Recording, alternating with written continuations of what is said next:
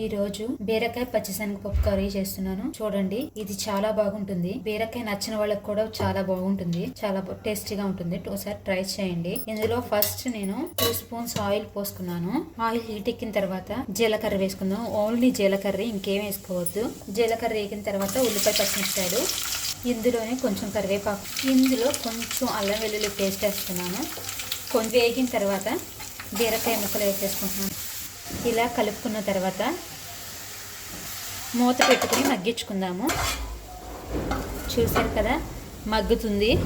ఇందులో మనము పసుపు వేసుకుందాము. 1/2 టీ స్పూన్ పసుపు. ఇందులో నేను కారానికి బదులు కారపొడి వాడుతున్నాను. మనము అన్నంలో చేసుకుంటాం కదా కారపొడి, దాన్ని యూజ్ చేస్తున్నాను. దీనివల్ల టేస్ట్ ఇంకా పెరుగుతుంది. మీరు కారం కూడా వేసుకోవచ్చు.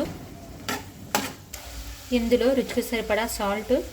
ఈ ముక్కల్లో కొంచెం నీళ్లు పోసుకుంటున్నాను, ఎక్కువ పోసుకోవట్లేదు. ఈ కొంచెం నీళ్లు పోసుకుని ఈ ముక్కలను ఉడికించుకుంటున్నాను. మూత పెట్టి ఒక 10 నిమిషాలు ఉడికించుకుంటే చాలు. మగ్గిపోయింది, ఉడికిపోయినాయి. ఇందులో పచ్చిశనగపప్పు వేసేసుకుందాము. నేను ఈ శనగపప్పుని ఆల్రెడీ ఉడికించేసుకున్నాను. చూసారు కదా, ఇలా కలుపుకొని ఒక 2 నిమిషాలు మూత పెడదాము. చూసారు కదా, బీరకాయ పచ్చిశనగపప్పు రెడీ. ఇది చాలా బాగుంటుంది. ఒకసారి మీరు కూడా ట్రై చేయండి.